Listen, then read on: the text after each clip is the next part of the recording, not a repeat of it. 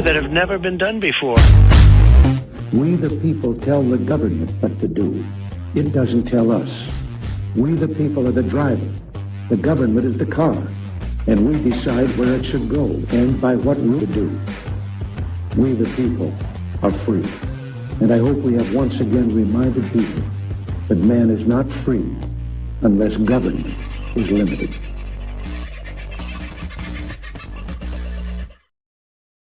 How are you, folks? Hope you're having a decent sort of a time of it. I'm sorry my picture is a bit fuzzy. I think it has a lot to do with my internet connection. It is not good where I am, and I did not bring Starlink with me because I'm in the little Suzuki, and there's not a lot of room in the little Suzuki, just between you, me, and the gatepost. So it is what it is. I tried to get the whole thing to upscale yesterday. I need to talk to Vincenzo more about that. Maybe he'll poke his head in later tonight after his meetings. He's been pretty busy with my place, and I was speaking with Darren Bergwerf earlier today. Pardon me. A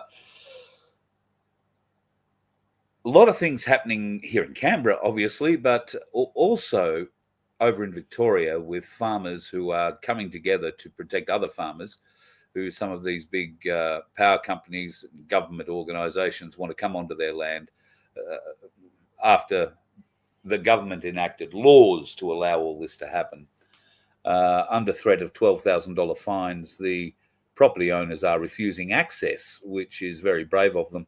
And I figure I'm closer to them than I am to home, so we're going to try and get to Victoria, spend a couple of days over there on the front line with those folks, telling their story, but that's going to require a little extra fuel and a couple of nights stay somewhere, very cheap, no doubt. So if you can help out, then you could donate at vofhq.com. That would really help us. And that will depend entirely, the donation stage will depend entirely on whether or not I go to Victoria or just head back. At one point or another, I will be calling into the Donkey Sanctuary. That was always the plan, to do it this weekend on my way back. But I don't know that I'll be going back that way this weekend. I've been asked by a number of people to go over to Victoria, but I can get there, but I can't get back.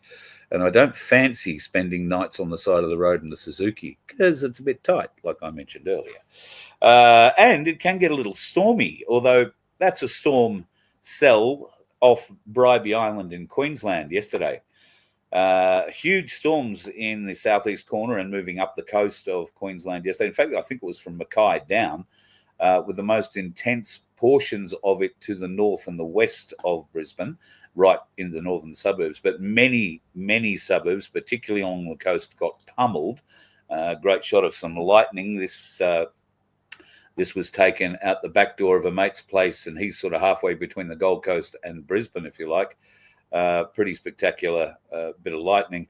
And my daughter, Laura, rang to ask how the bus fared, because where they are, they got 11 centimetre hail. That isn't her hand and not her hail. That was taken, well, I don't know where they picked that up from, but it was in a newspaper somewhere and I snaffled it. So just to show you a bit of an idea. But they did get 11 centimetre hail where Laura lives, which is out along near Cleveland, if you like, in Brisbane, if you know that area. So,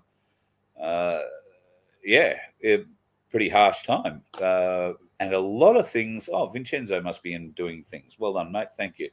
What they did get smashed. Absolutely so. If you weren't with us before I get into that, I want to mention Pete from Pinaroo, who's just fortuitously been put up on the screen.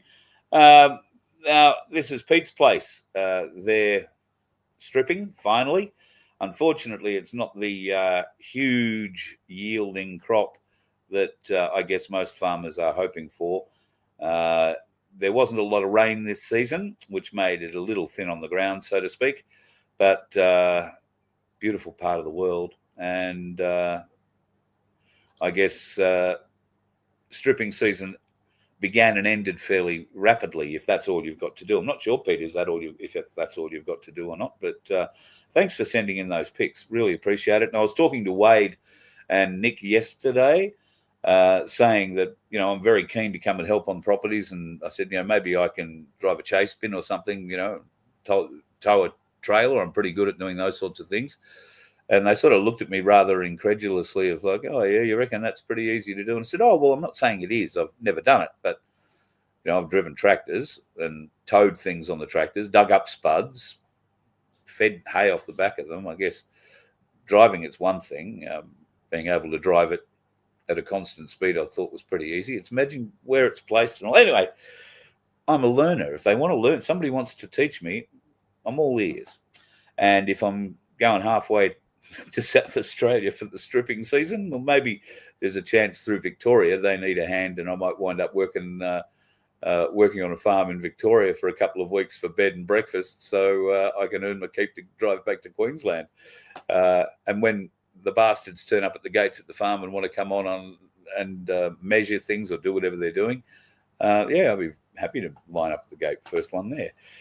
So, speaking of happy to line up, there are warriors and then there are warriors. If you have not ever heard of the Corruption Whistleblower, I urge you to go to corruptionwhistleblower.com and have a bloody good look. There you will find 4 newspapers, but I call them newspapers because that's what they look like, and it's the easiest thing for you to refer to. Because if I presented them to you in a leather-bound book and said, here are 4 briefs of evidence, you'd probably yawn and your eyes would roll back in your head. But that is essentially, that is exactly what has been created by the Corruption Whistleblower in the 4 editions that they have out and available from corruptionwhistleblower.com. But they do not rest on their laurels. Oh, no. We had the People's Court earlier this year, indictments rather, where we came to Old Parliament House and made some serious speeches and laid the indictments fair and square on the table. Now, I don't know how we got into Old Parliament House that day, and much less how we got out of it alive, but we do. Hello, Donna. Hello, Peter. God love you both. And you were back there again last week, beating the dragon in the den once again. So congratulations to both of you.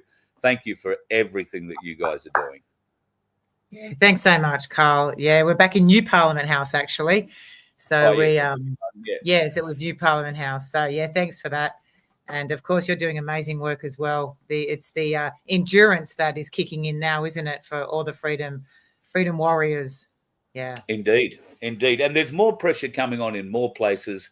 And you, me, and others like us feel not a pressure, but a desire, a great need to be able to be there to support them, to show that we support them. And if we have a platform to be able to get that out, which is what, obviously I want to do here and clearly through Corruption Whistleblower, and hopefully we can get Corruption Whistleblower on FBN going forward into 2026 and beyond.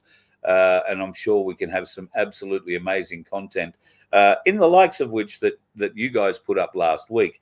God, I would have loved to have been there and seen in person the faces that some of those bank executives made when you presented this document to them. Now, it's a thick document. They didn't read it. They didn't sort of even open it, I don't think. There's 140 odd pages to this document. But you both presented it. No, I beg your pardon, I'm using the wrong word. You served these documents on them. And one guy said, they don't really need to be like served, do they? Yes, sir, they do. These are legal documents. So why don't you take us from the beginning? Can you explain what the document is and, why it relates to trillions of dollars and where the bloody hell are they, those dollars? Yeah, well, it actually originally started as a deposit in 1966 to the Reserve Bank of Australia. They were given 12,000 metric tons of gold at 4% to be accrued over 30 years, and then potentially in the Reserve Bank to have back more currency with that to distribute to the public. But I just want to touch on the subject of the financial agreement, Decimal Point Currency Act, number 39, 1966, which converted our currency from the pound to decimal point currency of America. So it's very coincidental that this has happened at this time, because in 1967, let's get back to the act. So on the bottom of that act, on page 5, it has the word housing. So strangely enough, we were given these 12,000 metric tons of gold to back our currency, so we would have had a gold-backed currency. But when you look at that act, it has the word housing on the bottom of it. So the gold's gone. We don't know where it is. No one seems to know where it is. But that's just yet to be uncovered in future investigations. But strangely enough, when Donna and I in Adelaide, when Donna was having a child abduction scenario happening, we produced the Decimal Point Currency Act, the Financial Agreement Decimal Point Currency Act, and that video went viral. But shortly after that, they removed the last 4 pages, removed the word housing from the bottom of the document, shrunk it down to a 3-page document. So the word housing is no longer there. But we know exactly when they removed it, and we can soon go into one of the search apps and find when that was actually done. Do we understand the significance of its removal or it being there? Because it was because we were exposing that the money was held to public housing and it had no value. It wasn't backed by gold. It wasn't backed by anything. So it was basically signaling to people, hey, you better look at the Bills of Exchange Act. I think it's Section 90 or Section 80, where it says promissory notes. And as the banking system, as some of you may or may not know, we make a promise to pay to the bank. It's only got your signature on it. They put that as an asset on their ledger. You're promising to pay it. So it's a contract for you to promise to pay. They put it on their ledger, and then they give you back the principal that you promised to pay. But the critical part is with the banking system is if you only receive the principal, and that's money creation in this time that we're in now, is the promise to pay is the instrument. That's why people say, oh, you make the money, you create the money when you sign the document. Well, that's essentially true, but they put it on their ledger, put the electronic principal back in your account. But where does the interest currency come from? And not many people can answer that question. And the fact of the matter is it can only come from 2 major places and 1 secret place. So the first place is broken loans. So we take a loan for a $100,000 car. The lender doesn't make the payments. They come back and get the car. That gets sold at the auctions for 50 grand. But that 50 grand has then been put into the system and the people don't pay their loan. So that's currency's flushed into the system. Whereas where we all gouge out of that money there to pay our interest payments. So it's like a float in the system they're keeping afloat. Now, the second one is inflation. So whatever the interest is, usually the inflation's the same. So the next money creation on house lending or loan applications is another principal into the system. So if they inflate, they have to, the float and the inflation covers the interest going into the system. So that's a big Ponzi scheme. It's just filled full of lies and fraud and deception. But however, anyway, getting back to the document, so what we uncovered was that the ANZ Bank and the Westpac Bank were given 1.1 trillion in US Treasury notes. And we know that the difference between the market difference between the Australian dollar and the US dollar, which is, 60, floating at about 62 or 64 cents generally over the last year or so. So you can imagine what that is in Australian dollars. That's, getting upwards to sort of nearly $2 trillion. But it was there to be put in there at 4%. And 4% accruing every year. And so in 1997, so for 30 years. So in 1997, 50% of that was to be released to the public for humanitarian projects. So hang on. Let's just get this straight. The 12,000 tons of gold and this. There was there were multiple deposits. The central bank was all in 1966 at this time. Not quite. The gold was given in 1966 and the cash was given in on the 1st of January 1967 to mature over a 30-year period. The end of the 30-year period, 50% of that outcome was to be given to the public and the remainder was to be reinvested for another 30 years. Now, this money was given to every bank account in the world to commence trade in gold-backed currency. But they continued the fiat system and made us debt slaves. So in reality, from 1997 onwards, every loan and every house and every farmer that's committed suicide is on their heads. So in 1997, when 30 years was up at 4% interest, there should have been trillions of dollars. What happened? Well, we don't know. They've just concealed it all, and now we're really at the second phase. We're only sort of 4 or 5 years off the. No, 2. It's 2027 was the time they were supposed to release round 2. You know, and they haven't even released round 1. Which, when you're looking at one bank, let's just look at the ANZ, for instance. It was given 1.1 trillion at 30 years. That works out to be, I think it was about 4 trillion. Yeah, about 3.2 trillion at 30 years. And then at another 30 years on top of that, it's 11.3 trillion. So, and that's supposed to be released to the public. That's 4% per annum compound interest, which is what they were on with their time deposit. That's what they were given in the 1st of January. Half of that, say $5.5 trillion, is meant to be released to the public. So at 30 years, it was 3.2 trillion. So that should have released about half of that then. And then in another 30 years, that would have accrued interest and they would have released more. So this has gone on worldwide.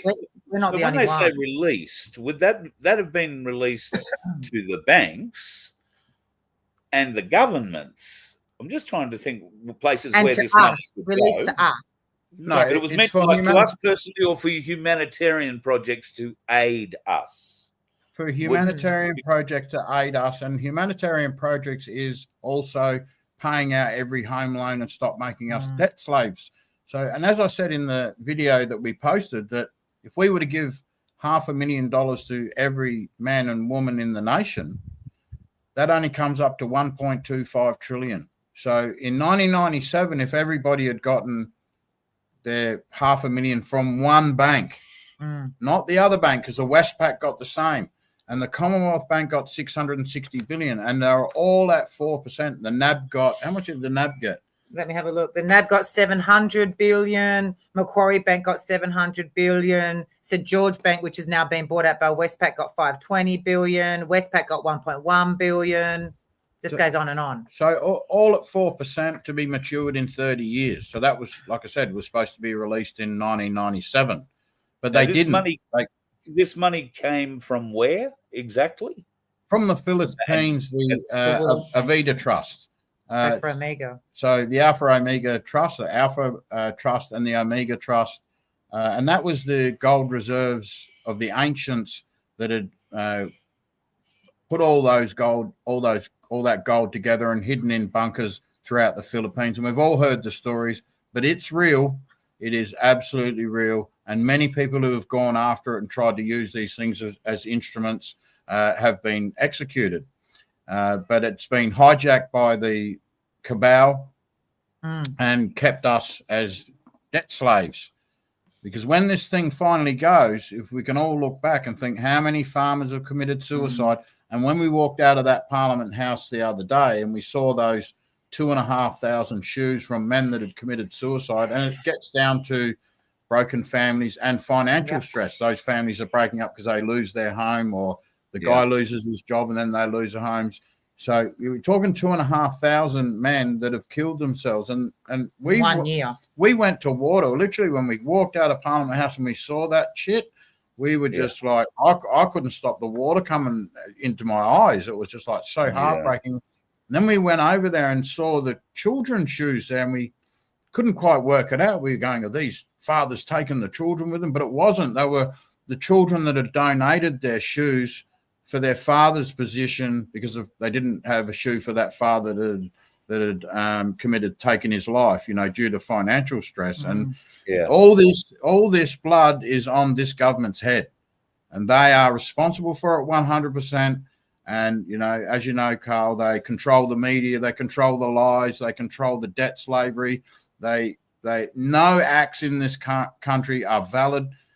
And it's like I say to the coppers and all the rest of them, you only have to look at the referendum dates and results. What's wrong with you? The evidence is there. Oh, no, we don't want to look at that. No, you're a sovereign citizen or something. They're mental. And it seems to be, because I asked a copper once, what is the IQ to joined the police force since you're our key investigators, and yet you can't even look at a 4-page document to see if these laws are valid or not. You know, Queen of Australia, the Australia Act, the 1999 referendum that said, no, we don't want a republic, but yet we've got all these ABN numbers. We're run by terrorists. It's a death cult. And that's just straight out what we call it. So we're here to expose this stuff, and we want everybody to get online and look at these documents and see what this government has actually done. And, you know, there's no God that's going to help them when this stuff comes out. And then we find out that I was just going to say, then we found out, you know, the ATO, as you probably know, is paying off to BlackRock. And like someone said here, the ABC need to be held accountable for their concealment. They did do a good one called The Hunting Grounds, which started to expose the childcare industry. Have a look at that. It's called The Hunting Grounds. Now, the reason that, again, like Peter said in the video, the reason why they have to put their children into childcare is because we haven't got this money through. And it's tightening everything up. So over 3,700 is the official statistic for just 1 year suicide in Australia. And that's not the hardship and other things that it's caused people, so much hardship. So, you know, they do have a lot of blood on their hands. And guess who's paying to get all the children uplifted? It's from the government. So all this uplifting of the children, 40,000 every time they take the children, it's all coming from their criminal cabal and child trafficking. So it covers everything. When you presented these documents, what did you think was going to happen? Well, not really much, because we already sort of provisioned that they don't know. Those CEOs have got no idea, and you can imagine that their lawyers are pecking through this document. It's been signed off by 15, the full bench of 15 of the International Court of Justice, and the 17 judges or the full bench of the International Criminal Court. It's got all the signatures in there. It's got John Howard's signature on there in 2007 to say the document's true and correct. I mean, what are they thinking? They're thinking that this stuff's not going to come out. I mean, they are hanging by a hair. They really are. And it's not going to be long before we all work out that, you know, these people, they're just terrorists. That front lawn won't be filled with shoes. That front lawn of Parliament House will be filled with people one day, because more and more people are figuring it out, because the hardship is causing people to look and to figure it out. Now, you saw what they did with the document, Carl, in the videos. They're trained to receive service documents, so they just got it and handed it straight off. Got it, handed it to their cronies, and off they went. And no doubt went back to the office and handed it to their barristers and lawyers that are paid a pretty penny. These CEOs are paid millions of dollars with millions of dollars of perks. Yeah, 10 million a year they get. That's with perks and everything, you know. How do the next sort of question folds on? Should those lawyers read through it and find that they can't evade going to court? And I think that's personally the first thing they're going to do is try and dismiss this as something that's just a fantasy, and they'll try and put you in the loony bin. I'm a clinical mental health nurse. I can't do that. I've already tried. so you have significant evidence that proves everything that you say. However, we know that getting a fair trial in Australian courts doesn't really matter which end of the court. And I had an argument with somebody the other day who tried to tell me that the High Court has never made a wrong decision.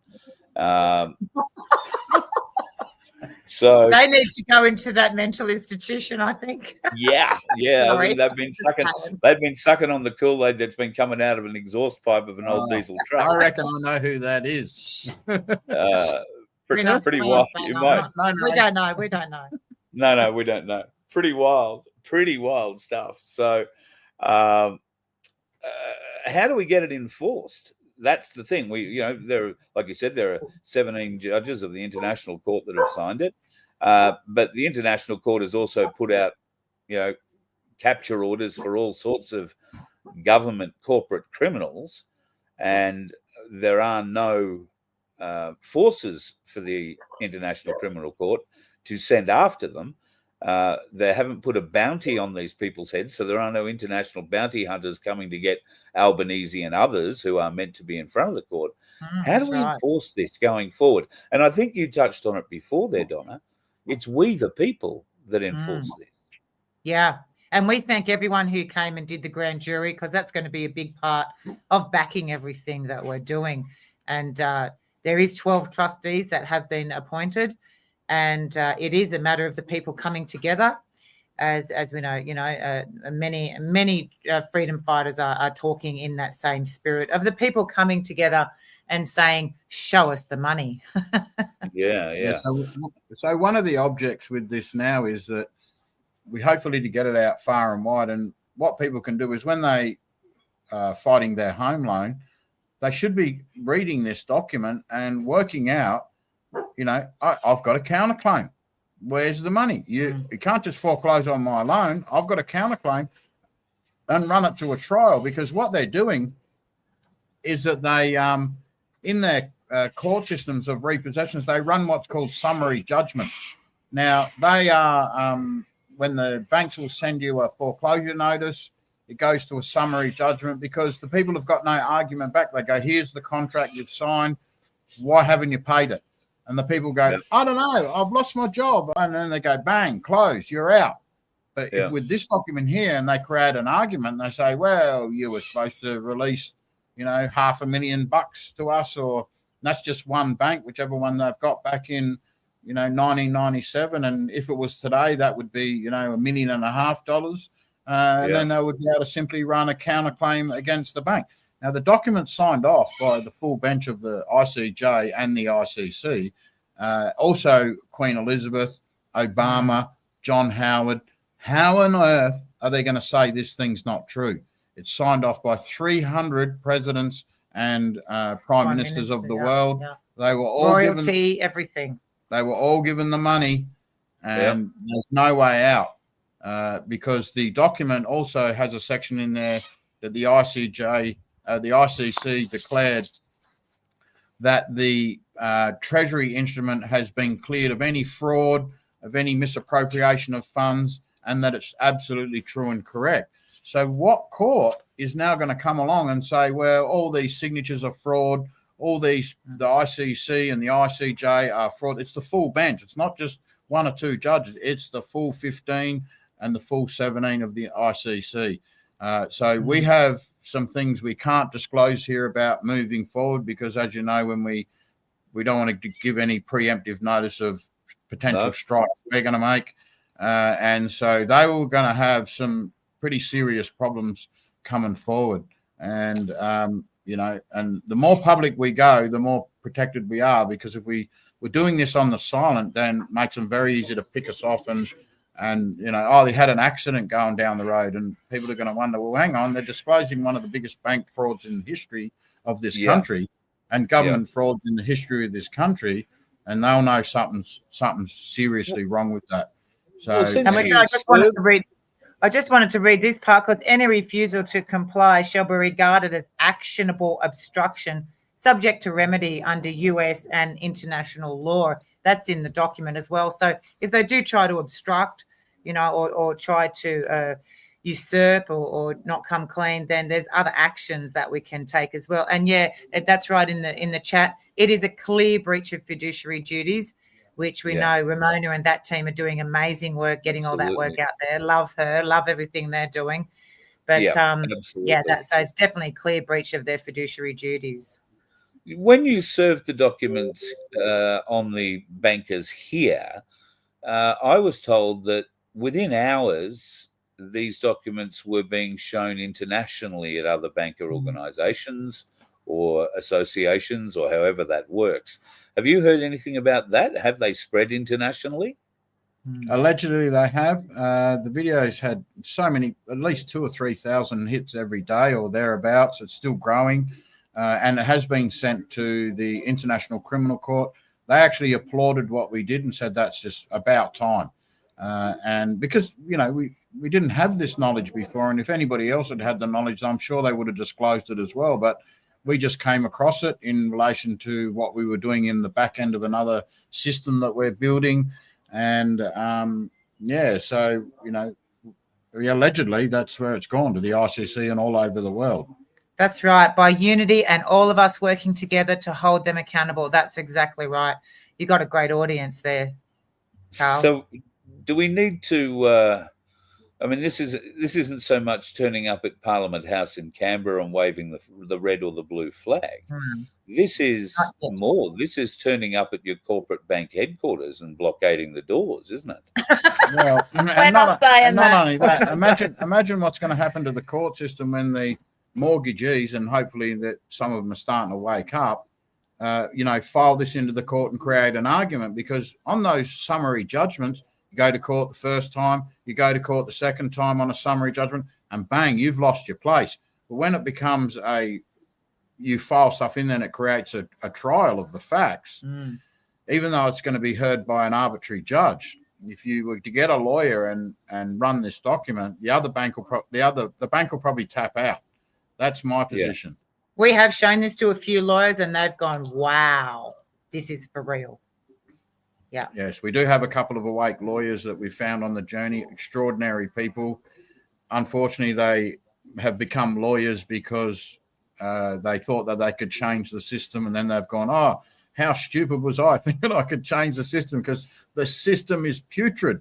So they're basically in there operating as a lawyer to try and protect the people the best they can, because there are sellout lawyers, and these two lawyers aren't sellout.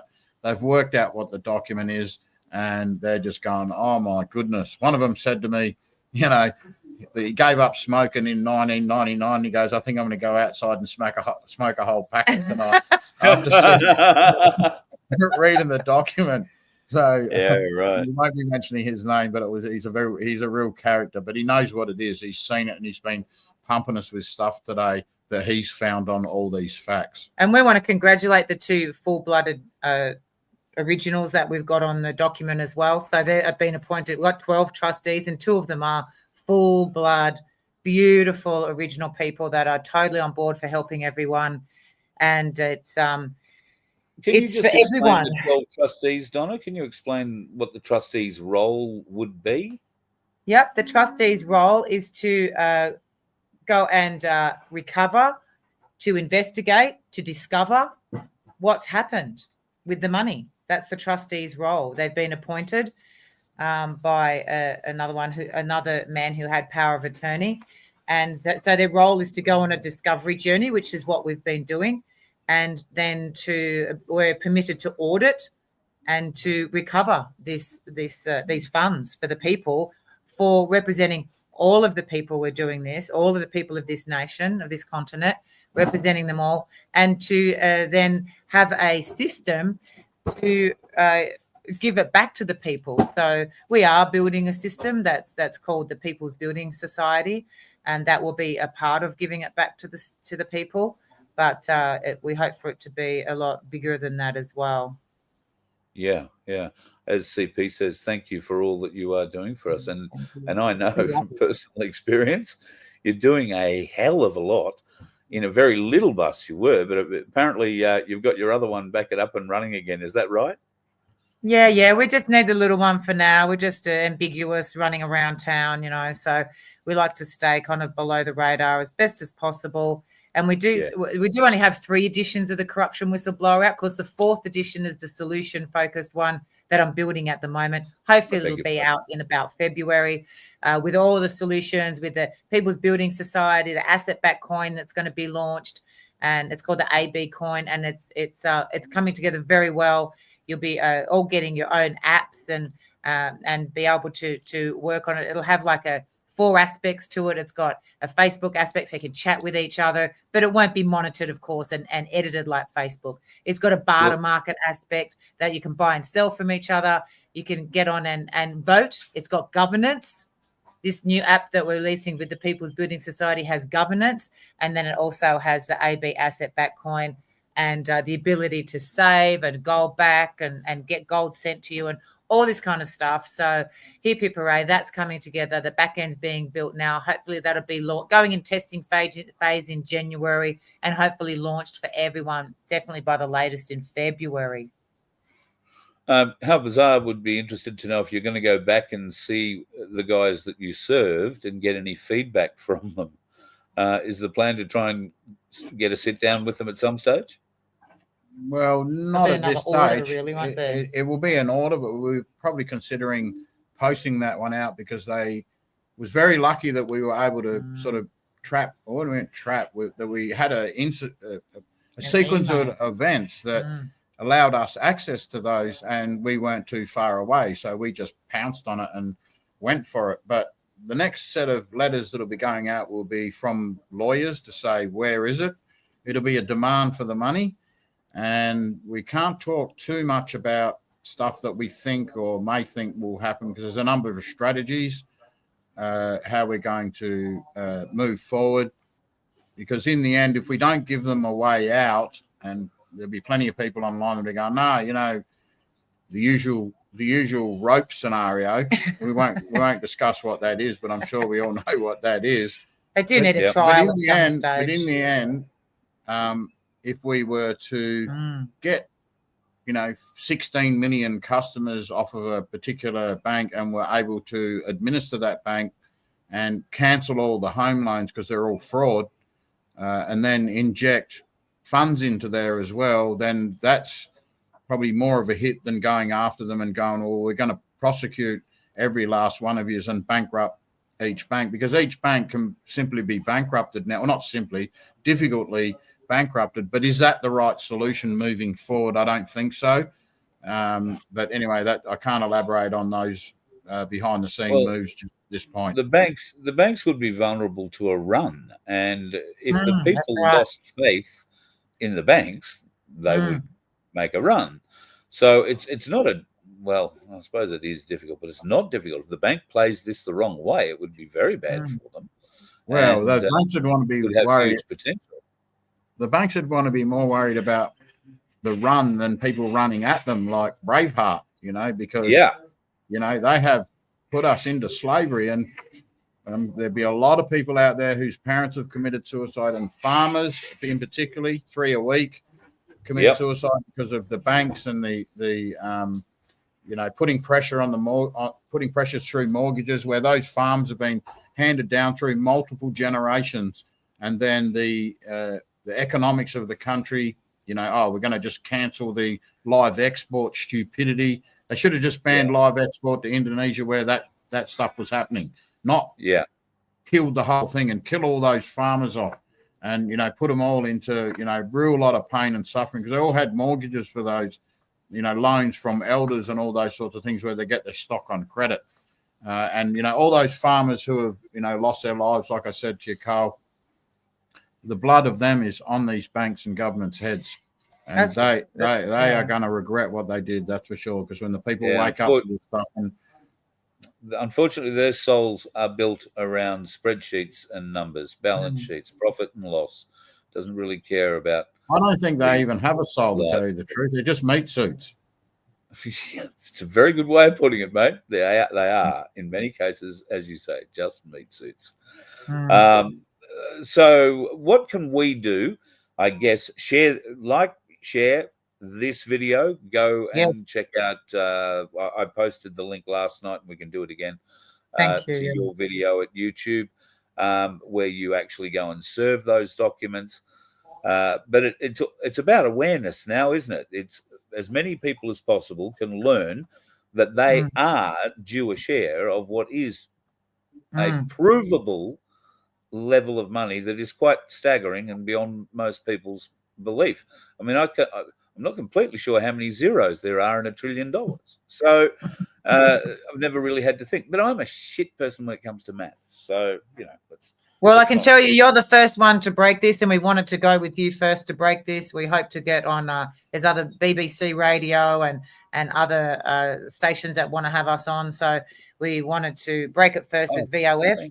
And definitely. You got a great audience, and you're such a long-standing truther, Carl. So we appreciate you very much. Yeah, absolute warrior, Carl.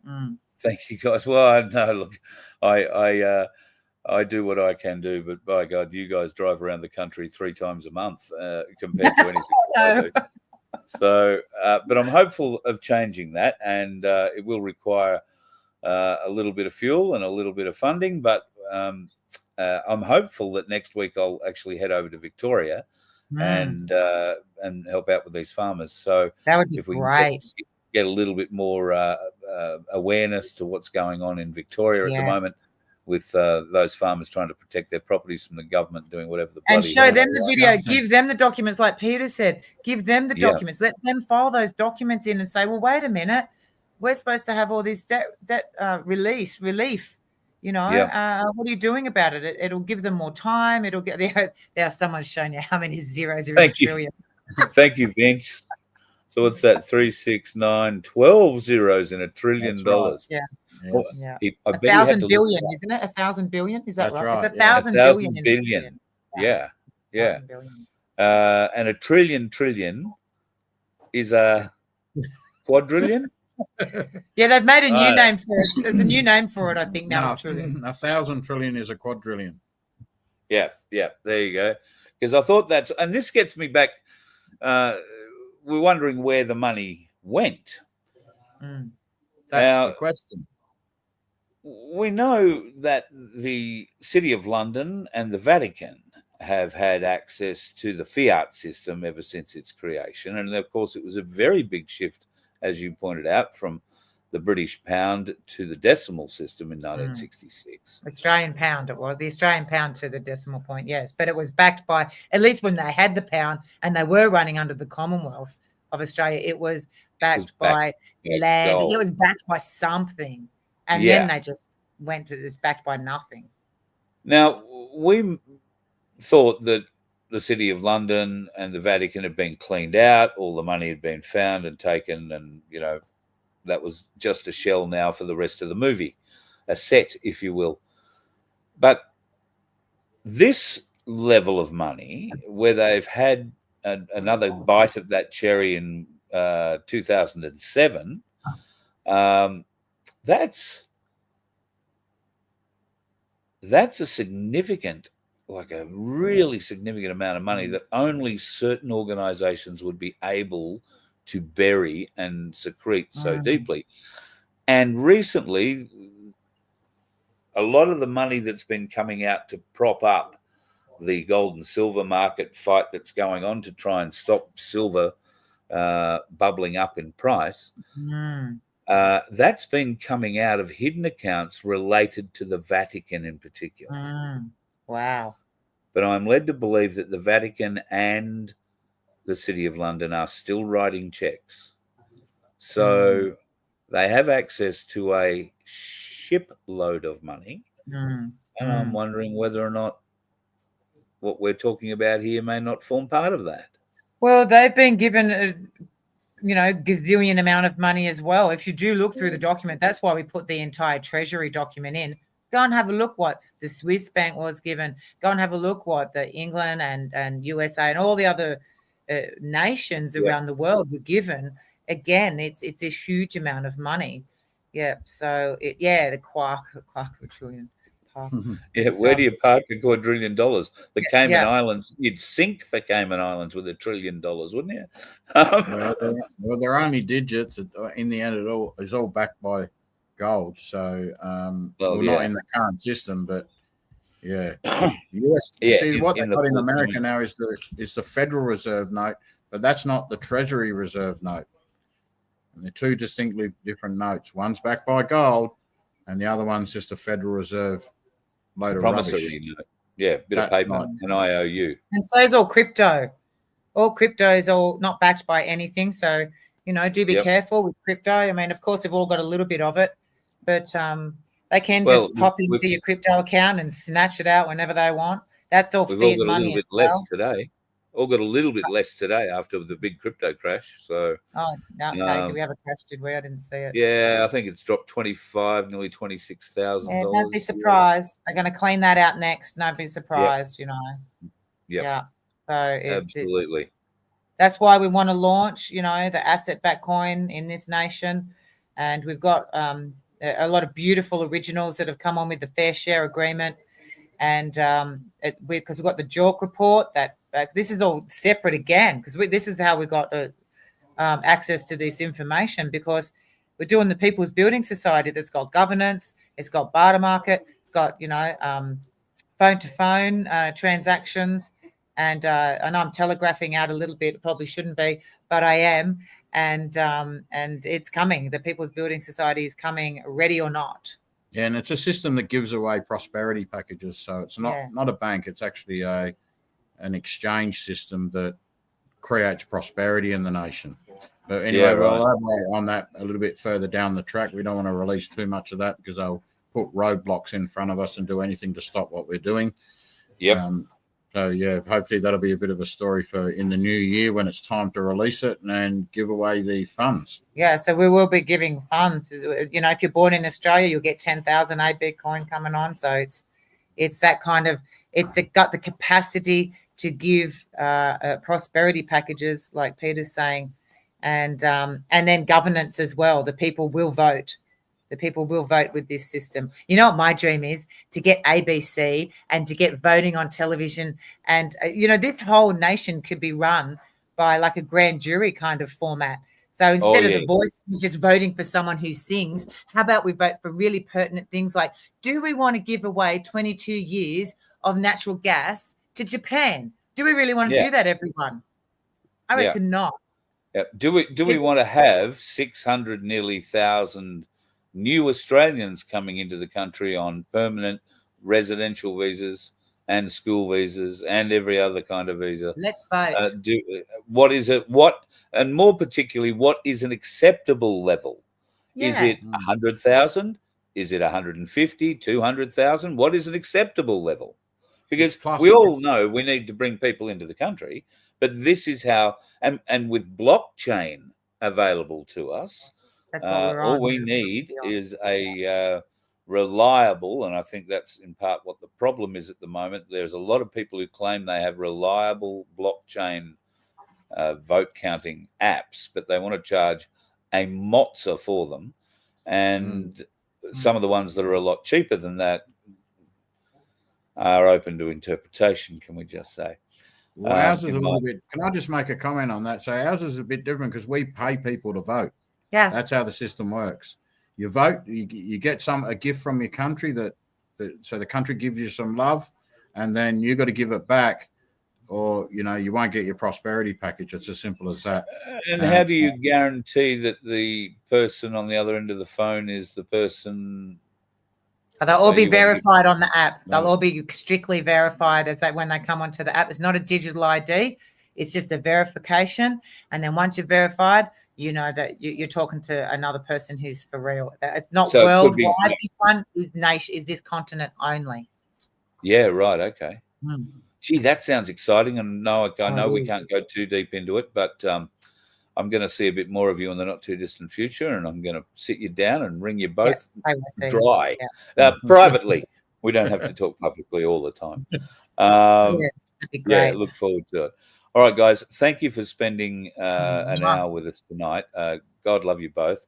I know the part of the world that you're in, and I'm very envious. And you're about to leave again and hit the road for a little while. So please be safe on the road. There are a large and increasing variety of dickheads who present themselves in new and various interesting ways on the road I found on the way down. So, just be aware of them. And keep up the great work. Thank you for everything that you're doing. Oh, thank you, and bless you all, and bless your beautiful audience, faithful audience. Very good. So, and the message is, share this video, folks. Share this. Yes. Let people know. And just one quick note on that. So we've got all the audio, not the audience, but the people who are very asleep. This document will wake them up because everybody wants the money. And you'll even see people that aren't awake start looking at it and going, hang on, this is a high-level bit of corruption. Now we might start looking at the rest of it. So, as you know, this fight will only be won once we get to the critical mass, and we're hoping that people will come to the realisation, you've been ripped off. Yeah. Badly ripped off. And people can get the document, the redacted version, from corruptionwhistleblower.com. Yeah, that's correct. Yes. Yeah, the video's there, the redacted version's there. The ICC, the submission stuff is there. The videos that when we did the grand jury and stuff like that, and the paper's there if you want to subscribe. We've just still got those 3 editions, and I just want to make a note that first edition has been served to every parliamentarian and their media people as well, so they know. And like I always say, they know, and we know they know, and they know that whether we they know choose to do anything about it, care, believe, or whatever, it really doesn't matter. Well, when They've it gets been to made critical aware. mass, there'll be nothing to save them. That's exactly right. You've known for so long. So no, that's right. They have great work, guys. Great work, and love to you and those around you at the moment. They're all great Yes, people. we've got a great team around us. Thank you so much. Thank you, Carl. Good. Thank you, See everybody. y'all. See you guys. Thanks. Bye. Peter and Donna from Corruption Whistleblower. And I urge you, go to corruptionwhistleblower.com. There you can download this document, which is a affidavit of certificate of proof of service. But, and Vince, I might just have to remove that for a minute because I can't see the controls. It has, as you can see here, a phenomenal amount of information. Now, Pete would tell you that you don't have to read every page. There are a lot of names, basically who it's being served to, who served it, where it's been, who has signed on it. But it also does contain how much money was sent and to whom by way of banks and countries back in 1966. And then this was, well, the fraud seems to have started in 97 and had a little kick along again in 2007. At any rate, there is, like I say, about 140 odd pages there. I'll skip to the end. So you can see a variety of continents, and then the islands in the oceans, like the Pacific Islands, all included. So it's not just Australia, it's absolutely everywhere. And this will have some very big ramifications around the whole world. So Donna and Peter and the entire Corruption Whistleblower team deserve to be congratulated and lauded as the true warriors for the truth, let alone freedom, but the actual truth. And these guys are so onto it. It's a great privilege to be around them. I was lucky enough to be invited to some meetings with them. I don't know, must be coming up 18 months ago, 2 years ago nearly. And we've been, bumping into each other ever since on a regular basis. And it's wonderful. What else did I have to tell you before I shot off this evening? What the sent a comment through that got me going. Carl Jr. has been infiltrated by an imposter. I am shocked. Infiltrated by an imposter.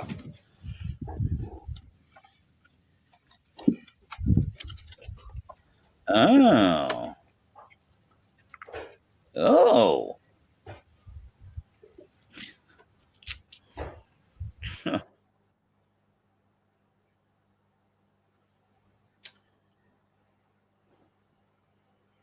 Oops.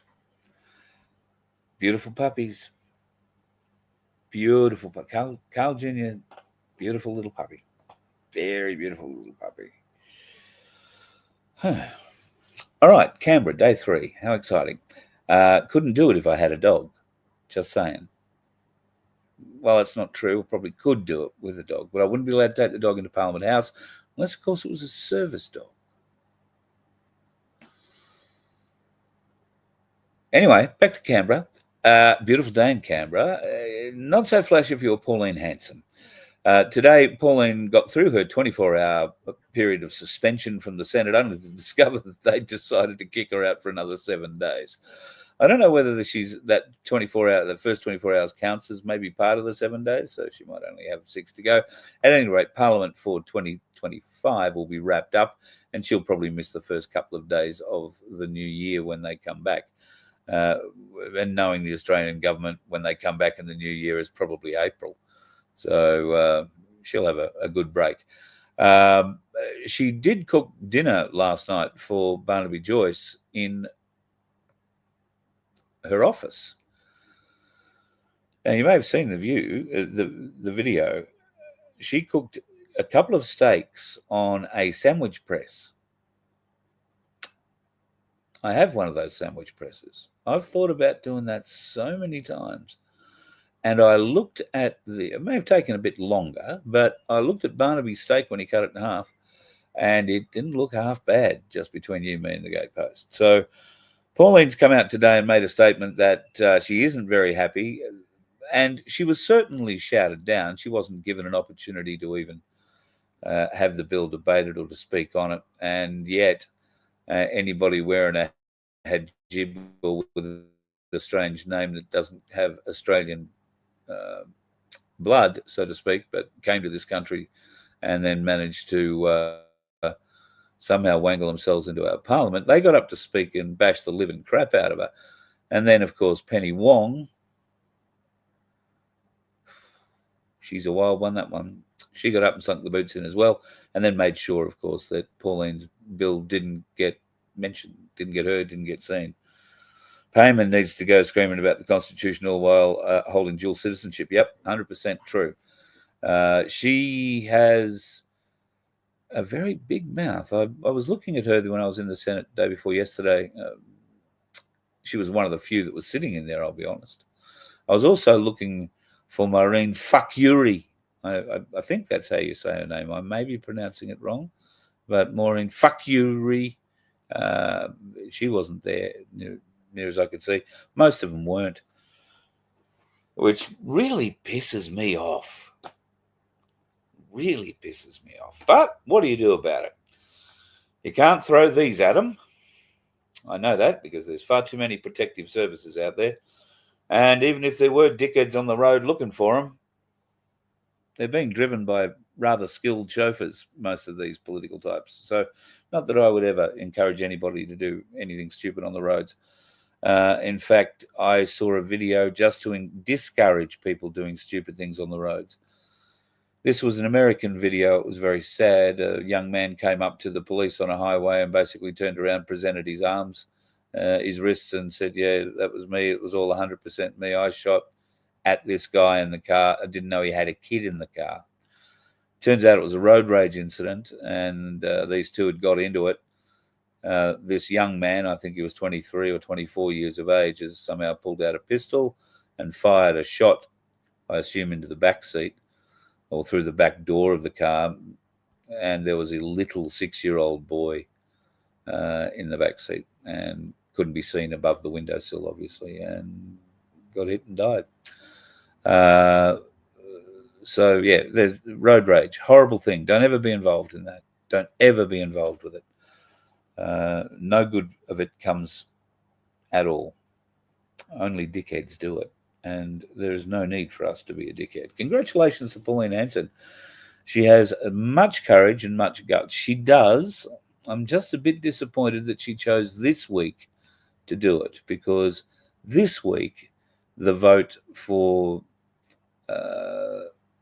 the government to allow the UN, the WHO, and the WEF essentially full control through our environmental agencies, a newly created Environmental Protection Authority, it will allow them control of everything through the CDC, which was also rammed through Parliament just the end of their last sitting. It's disgusting stuff these people are doing, and I urge you, check out Wade from Billboard Battalion, who explains it in great depth and detail. You can see the video where he presents it all on our Voice of Freedom page, our videos page. I uploaded it from last Sunday, his speech. The whole thing runs, I think it's almost exactly an hour. And there is also a wonderful gentleman named Fraser who introduced Wade, who had a pretty good little speech of his own, just a short one. So I commend you go and have a look at those videos, or that video in particular, and really understand just how important this bill that could be made law if the Senate votes on it this week, and Well, we're trying to find out when and where. It didn't happen today, but we'll go back there tomorrow. I didn't go into the Senate today. I caught up with a couple of people and spent a bit of time here organising microphones, funnily enough. I'm going to be heading out now and heading out for dinner, although it's more a politician finding journey than it is a dinner seeking journey. Dinner might be just a happy offshoot, and I may bump into Wade and Nick, who I think are doing Guru's show tonight. So today being Tuesday, I think Guru's off now for the rest of the week. So can I interview Pauline Hanson, Tony? A lot of people have asked. Very few people get granted access.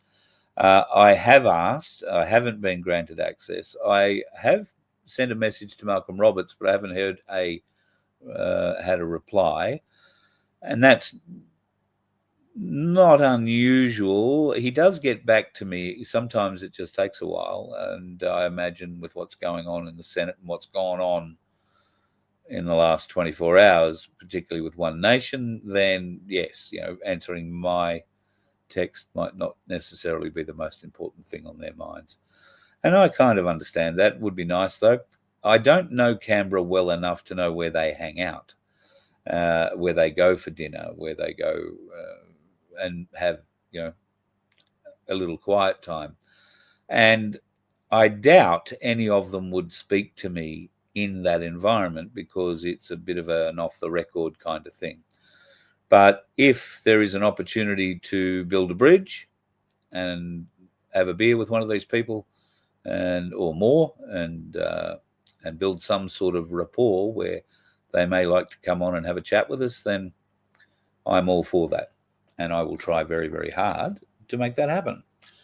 Until then, though, you're going to be stuck with me and whatever it is I wind up doing. I was this close to the War Memorial today and nearly about to turn into the parking thing, got a phone call, meant I had to go somewhere else and chat with somebody. So I never got back there. So hopefully tomorrow, the Simpsons donkey thing is a big thing for me. I want to go and catch up with that and get some nice vision and some pictures. And speaking of pictures, I might just go out tonight and take some photos around Canberra. It seems to be a clear night because it's getting bloody cold. Days have been absolutely magnificent. Nights, not so bad, but it is a little chilly recently. All right, folks, thank you very much for your help and support. If you can help a little more and enable me to get to Victoria, we need fuel, we need accommodation, we need to get back basically to Canberra because I can afford to get home from here. I've got that sort of money. But, extending over to Victoria was an unexpected, but we think, Vince and I, a necessary step. So if you are able to help, please go to vofhq.com, donate there.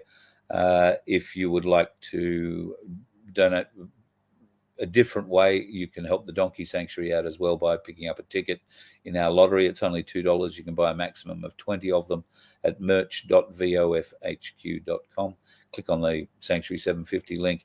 And we must be very close to drawing a winner for the 1 gram of gold and $750.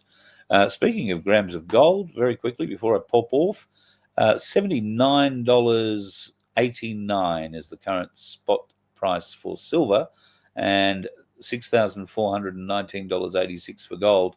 It is moving back up again, albeit a little slowly. Our markets have been copping a pounding over the last few days, although I did see something yesterday, I think it was, that they are doing something of a bounce back. Yawn. I think what they're seeing as a bounce back could be a death throw just between him and the gatepost. Anyway, folks, be safe. Stay off the road. Watch the dickheads. Bye. You let one ant stand up to us, then they all might stand up. Those puny little ants outnumber us 100 to 1. And if they ever figure that out, there goes our way of life. It's not about food. It's about keeping those ants in line. That's why we're going back. Does anybody else want to stay? Let's ride!